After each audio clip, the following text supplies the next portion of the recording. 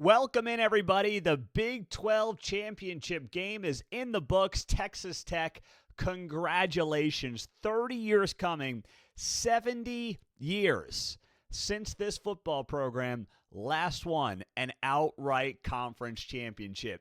It was a sea of red and black in Arlington at AT&T Stadium, and the Red Raiders are Big 12 champs. I'll give you my takeaways, what it means for the college football playoff, and much more right here on Heartland College Sports. All we ask from you is if you are a Tech fan, a BYU fan, a Big 12 fan, or a college football fan, subscribe to the channel, podcast, YouTube. Thank you for being here, as always, as a part of the show. So this game came down to Texas Tech's defense being too much for BYU. And that's what's carried this Texas Tech team all season. The defense. This has been a defense-first team. If you're new to Texas Tech, well, get used to it. Texas Tech has not given up double-digit points since their loss to Arizona State on the road. Since then, they've given up 0. Well, I'm sorry, they had a 43-20 win at K-State. But since then, look at this. 0 points, 20, 7, 9, 0, and 7. That's what Texas Tech's defense has done over the last half a season. You know, the first half of the season, they gave up 14, 10, 11, 17, 22. But the last half a season, 6 games, it has been just absolute dominance from that unit that's gotten better and better and better. And you saw it on display on Saturday. You know, this first drive for BYU was amazing. 14 plays, 90 yards. They score a touchdown. You're like, okay, all right, maybe BYU's got something going here today. Now, I was on Tech minus the points. I was maybe a little nervous about the points at that point. But at the same time, I'm like, okay, scripted opening drive. How is everybody going to adjust? And Texas Tech's defense adjusted.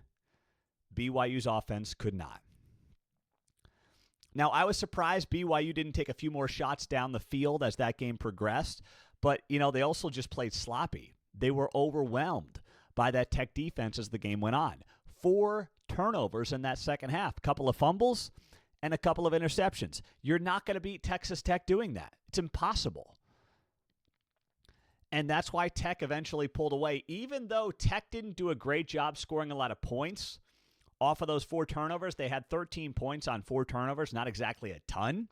But overall, this was the kind of game that Texas Tech not only needed to solidify itself as a national championship contender, which they are, get that bye, which they'll have come the college football playoff. But this was about more than that. You know, we forget about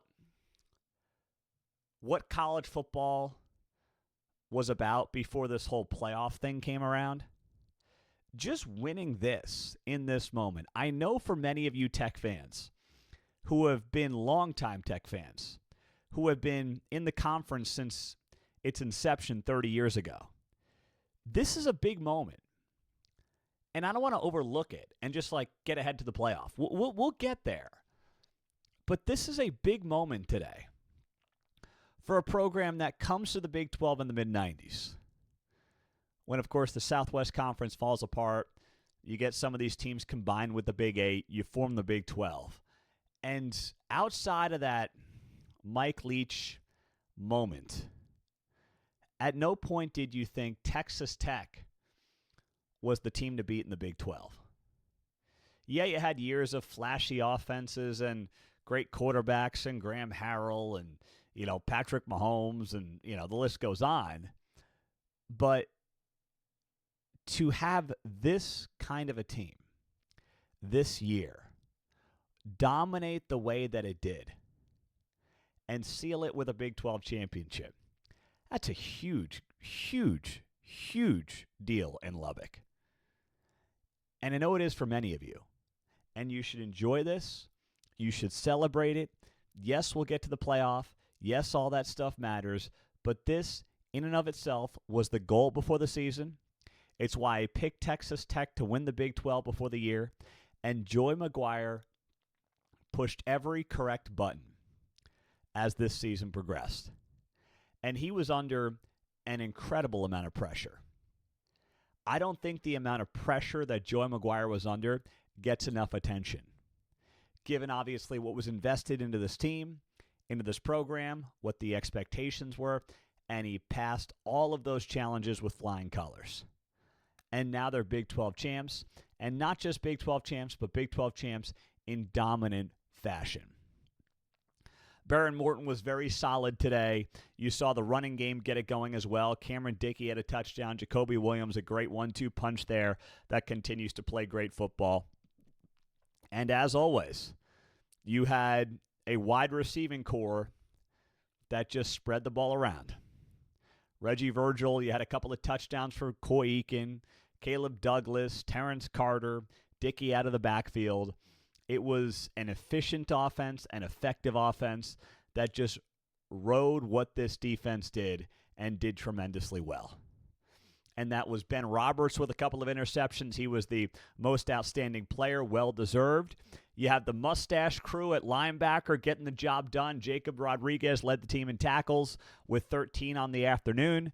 So this unit is going to be an absolute force to be reckoned with as we get into the college football playoff. And it was on clear display on Saturday. For BYU, it was just too much. Now, Tech may do this to a couple of teams in the playoff.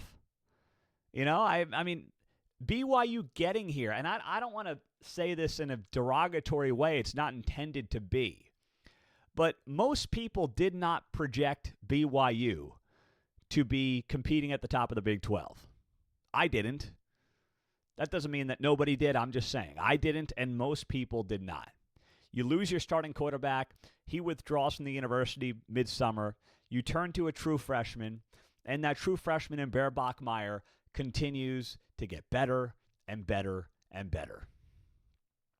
And frankly, the only team he really struggled against was Texas Tech, who made a lot of quarterbacks struggle this season, and I believe will make more quarterbacks struggle in the weeks to come.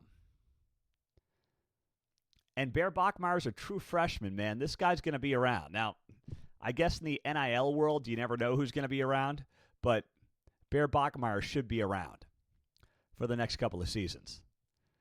This guy can be the future face of the Big 12. He just ran into a generational defense in Texas Tech. And guys on this Texas Tech defense who, if they were on Georgia or Alabama, would be getting a whole lot more love. The David Baileys, the Jacob Rodriguezes, the Lee Hunters, a transfer from UCF.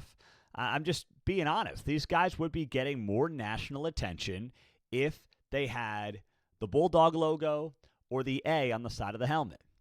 It's a fact. It's Texas Tech. No one thinks about Texas Tech on defense, and that's part of the reason that this team has not gotten the attention of, obviously, other teams in other years. So now we have this situation where BYU still has a lot to be proud of. Now, as for the college football playoff, they're not going to make it. I'm not saying that's right, but with the way the game went, listen, they probably had to win to get in, and I think that's bull. Because you stack them up, FPI, strength of record, strength of schedule, with Alabama, Notre Dame, and Miami, they're better than at least two of those three teams in most of those categories. Better strength of schedule than Notre Dame and Miami. Better strength of record than Alabama, Notre Dame, and Miami. The only place they trail is FPI, Football Power Index from ESPN. BYU's 15th. The other teams are in the top 7. Not a big gap there at all by any stretch of the imagination. But they got the best strength of record of the group. BYU is now 2-2 against CFP top 25 teams. Alabama's 2-1 going into the SEC championship. Notre Dame is 1-2. Miami is 1-0. So their resume stacks up, but we all know how this had to go. If this was a competitive game that came down to a field goal, I would be screaming from the mountaintops, saying, you got to make the case, you got to let them in. I still am ticked off at how the conversation has gone around BYU. I still believe the conversation is absolute nonsense, that BYU was looked at as a team that had to basically win to get in. That ticks me off because it's inaccurate, it's wrong. The way they've treated BYU has been completely disrespectful based on the resume, saying, well, this is basically a playoff game. BYU can play in. They're not saying that about Alabama. No, of course not. Why say that about Alabama and the SEC? They'll say it about the Big 12. I've got a lot of problems, and I hate the fact that Dave Portnoy, of all people, has been right about this. I mean, Dave Portnoy and BYU is not the marriage I saw happening anytime soon. And I'll say this much. He's right, and it pains me to say Portnoy's right about anything, but Portnoy has been right about the fact that BYU has gotten utterly screwed in the way the college football playoff conversation has unfolded.